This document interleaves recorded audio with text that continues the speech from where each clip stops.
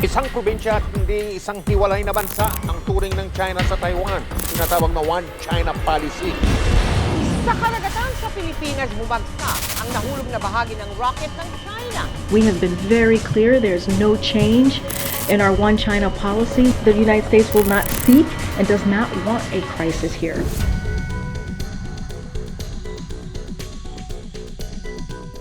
Itong pinakamataas na opisyales galing sa Amerika na pumunta sa Taiwan since 1997. So last time na may Speaker of the House, which by the way is the third highest position sa US government. So the last time na may pumuntang ganyang kataas na opisyales dyan sa Taiwan was in 1997, which by the way came just a year after the third Taiwan Straits crisis. Ito yung last time na nagkaroon ng malaking almost giyera, no?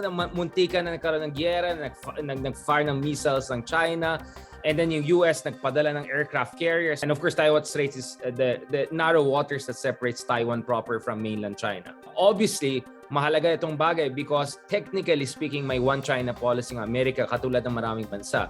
Ang ibig sabihin po dyan is we do not recognize Taiwan as an independent state. At yung mga nasa Taiwan, yung rehimen sa Taiwan, ito yung mga natalo sa Civil War noong 1950s sa China. So 1940s, 1950s sa China. So ito yung mga nasyonalista, Kuomintang na natalo sa mga komunista sa China. So yung mga yan ay pumunta sa Taiwan and ever since, pinoprotektahan sila ng Amerika. But since the 1970s, right, hindi na nare-recognize ang Taiwan bilang representative ng China. Because for 2 decades or so, actually maliit na Taiwan was representing entire China, including yung seat sa United Nations Security Council. But that was changed in the 1970s nung naging aliado ang Amerika at China laban sa mga Russians, Soviet Union, no? Now, so para sa mga Chinese, every time na may mataas na opisyales na pumunta sa Taiwan, parang bina-violate daw itong One China policy. Kasi parang sinasabi mo is, yung Taiwan ay parang isang buong bansa, kaya binibigyan mo ng kahalagaan, no? Na magpadala ng pinakamataas na opisyales mo. That's why very sensitive ang mga Chinese na ganito. Multiple occasions na warn si President Biden ng China na don't play with fire. At marami silang ginawa mga military activities and exercises including sa West Philippine Sea before Nancy Pelosi's visit, and then after Nancy Pelosi's visit, of course, yung China, pinapakita nila na hindi talaga sila natuwa sa nangyari. So ngayon, we have partial, perhaps temporary blockade or at least harassment of yung airspace ng Taiwan. Ibig sabihin, mahirapan yung mga barko na pumasok sa Taiwan sa ibang ports kasi may military drills ang China doon. Now, we don't know how long this will last. It could be days, it could be weeks, it could get worse, it could get better. It depends talaga. Kasi kaya ngayon, nagsascramble ang ASEAN, nagsascramble ang Amerika, lahat ng kausapin ng China. Ito ay decision ni Nancy Pelosi dahil si Nancy Pelosi ay magre-retire na. Siguro gusto niya, ito yung mga final moment niyan of high diplomacy. Pero hindi ito reflection ng Biden administration policy. Because katulad ng Pilipinas, or rather tayo, katulad ng Amerika, hindi separate po ang executive at legislative branch. Hindi po hawak ni Biden yan. At sa pagkaalam natin, hindi gusto ni Biden yung bisita na yan. In fairness to Nancy Pelosi, she has been involved in sa China issues for a long time. Pumunta sila sa Tiananmen, sa Beijing 28 years ago. So, in fairness naman sa kanya, hindi naman siya nakikiuso lang. She's the first female Speaker of the House. And then, of course, yung presidente ng Taiwan ay babae rin. So, perhaps may mga strong women alliance dito. Para kay Nancy Pelosi, kailangan itong mga pagbisita na yan, no matter how symbolic, because dapat malaman ng mga Taiwanese people and American people na solid sila together and they will deter any Chinese invasion and they will respond firmly to a Chinese invasion.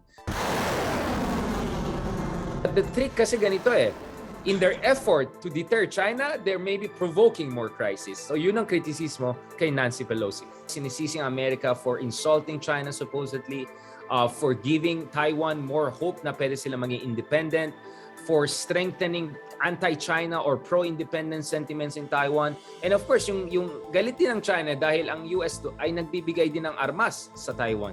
Tinutulungan yung ekonomiya ng Taiwan through imports, high levels of investments and trade, at tinutulungan din yung Special Forces of Taiwan, Air Force of Taiwan, Navy of Taiwan, etc. So parang sinasabi ng China, akala ko One China policy tayo, pero tinutulungan mo itong mga, kasi ang term ng China sa Taiwan is renegade province. No, parang rogue kayo. dapat talaga kasama kayo sa China eh. Nagkataon lang separate kayo kasi pinoprotektahan kayo ng Amerika, but eventually you have to come back. Even though malaking ekonomiya ang Taiwan, ang laki ng investments niya sa iba't ibang bansa, including sa Philippines, no? Kahit napaka maunlad na bayan yan, wala silang embahada in many countries. Only few countries. But most of us, ang meron tayo cultural and economic office. So meron silang parang embassy but not full level embassy. So they don't enjoy full privileges of a diplomat but something close to that. So parang may ambassador ang Taiwan dito sa Pilipinas pero hindi natin tawag sa kanya ambassador. Technically, siya yung head ng Cultural and Economic Office because the moment we call him an ambassador, then we're violating our own One China policy, which by the way, nagsimula panahon ni President Marcos. Nung pumunta siya sa Beijing, na-meet niya si Mao Zedong at nagkaroon ng formal diplomatic relationship. So, just like US, we used to be also close to Taiwan. But by the 1970s, nag-shift din tayo sa China.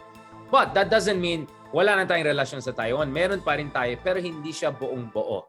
In fact, in 1992, there was a so-called 1992 consensus kung saan nag-meet yung leaders ng Taiwan at China at sabi nila, ganito na lang, let's agree to disagree. Let's agree na parehas tayong China, pero let's disagree sino talaga ang dapat mamuno ng buong China. So in short, tanggap namin Chinese tayo pareho. Pero alin sa atin ang mas totoong leader dapat ng buong China? Now, that 1990 consensus, ang tanong ngayon is China also respecting that? Or is even Taiwan respecting that? So sinasabi ng China, yung Amerika pinupush tong in Taiwan, tinutulungan sila militarily. Itong mga Taiwanese nagiging pro-independence. Ayaw na nila sumali sa China. Yung Taiwanese naman sinasabi nila, nakita namin yung nangyari sa Hong Kong. Diba? Sabi niya, Hong Kong maging free yan, democratic yan. Ano nangyari ngayon? Ayaw talaga namin sumama sa inyo. Gusto namin maging independent at kukuha tayong tulong sa Amerika. Yung Amerika naman, ipit siya. On one hand, gusto niya suportahan yung Taiwan, both Republicans and Democrats. On the other hand, ayaw niya ng gulo. Kasi kung giyera with China, apektado lahat, diba? At big trading partner ng China. Kaya nga may mga nagsabi, even sa Amerika, na yung ginawa ni Nancy Pelosi ay maybe good for her or maybe emotionally, symbolically good. But down the road, it may have made yung Cold War sa pagitan ng US and China even worse. I doubt President Xi Jinping is gonna pull at Putin. I don't think mag-invade siya. But the problem is, even if medyo medium range yung response niya, pwede magkaroon ng miscalculation eh. So sabihin natin, yung China nag-drills, yung missile isa nahulog accidentally sa Taiwan. But Taiwan won't see it accidentally. Di sumugod din ang Taiwan. Then sumagot ang China, madamay ng US kasi US cannot just stand and idly by. So pwede magkakaroon ng unwanted escalation or a major accident or incident na biglang sumabog yung sitwasyon. Kasi mainit ang ulo ng lahat ngayon, di ba? So even though sa aking palagay, Xi Jinping is not a Putin. He doesn't want to have a war, at least not now. Maybe in 5 years, maybe in 10 years, nung lalong mas malakas ang China at huminang US. But even now, accidentally it could happen. Taiwan is an island. So hindi pwede sugurin na basta yung ginawa ng Russia sa Ukraine kasi magkapit-kabahay eh. Katulad natin, isla sila. So that means China can only invade through air and sea, which is many times more difficult than land invasion. Operationally very difficult yan. So what Taiwan has been doing is yung tinatawag na porcupine strategy. Parang hedgehog. So ang idea is yan, di ba, hedgehog maliit siya. Pero hindi siya inaaway ng mga bears or lions. Kasi pwede siya magganon. So that's their strategy. It's called hedgehog strategy. So yes, hindi kami kasing laki ng China. Mas marami mga Chino. But we are so defensively strong that kung sumugod ng China, we'll give them hell. Isa siya sa pinaka-advanced and developed militaries in the world. Ang Taiwan po ay gumagawa ng sariling fighter jets. That's how advanced they are. They have one of the most advanced civilian military technologies in the world. They are $1 trillion economy. Palaban ang mga Taiwanese. So hindi rin basta-basta ang Taiwan. But nonetheless, dahil po napakabilis yung pag-akyat ng China dun sa ladder of industrial military development, even if napakalakas ang Taiwan, yung balance of power, it keeps on shifting. So in geopolitics, it's not only about war, it's about balance so that there'll be no war. Kaya ang ginagawa ng US is binibigyan ng armas itong Taiwan para medyo may balanse, para magdalawang isip ang China. Because even if malakas ang Taiwan, if yung China ay sobrang malakas, baka kampante na sila sumugod. Pero kung Amerika ay tumulong sa Taiwan, medyo maging balanse, then hindi susugod ng China. Yun po yung thinking ng mga Amerikano. Pero sa mga Chino, the moment na tinutulungan mo yung Taiwan, you're making it harder for them to reincorporate Taiwan. So baka unahin namin, bago dumating yung mga tulong ng Amerika na mas malalaki, unahin na namin yan para manalo kami. May pagka-game of chicken ang nangyari dito. Kaya nakakatakot to eh. Kaya ang dami nagsabi, nag-agree kami dun sa intensyon ni Nancy Pelosi, but we're not in agreement with the potential result and fallout of what she's doing. But actually, ngayon pa lang nagsisimula yung drama eh. So, tignan natin ang mangyari. Marami tayong mga OFW sa Taiwan. Ang Taiwan po ay napakamahalagang bansa. Yes, maliit siya. Yung population niya is 1/4 of the Philippines. Pero Taiwan has one of the biggest and most advanced and important economies in the world. Lahat ng mga ginagamit natin computer chips, semiconductors, sa cellphones, sa laptops, sa kotse. Marami dyan made in Taiwan. TSMC ng Taiwan ay biggest producers ng semiconductors and computer chips. So Taiwan actually, although medyo maliit na bansa, it's a superbly important country to the global economy because silang nagpo-produce ng critical components ng mga iba't ibang gadgets. So kung magkaroon ng giyera dyan, God forbid, lahat yan apektado. Not to mention, importante din sa Pilipinas yan dahil katabi lang natin ng Taiwan. Luzon Strait lang, nandyan na yung Taiwan.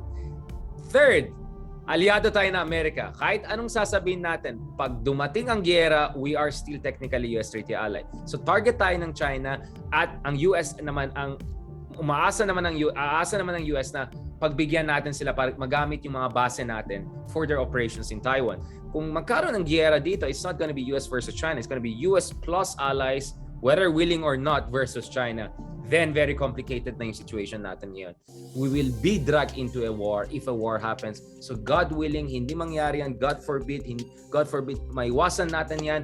And even though maliit tayong bansa compared sa America and China, we're not too small. Sana naman yung DFA, yung ating presidente, they'll also do their part to talk to China, use our channels to de-escalate the situation.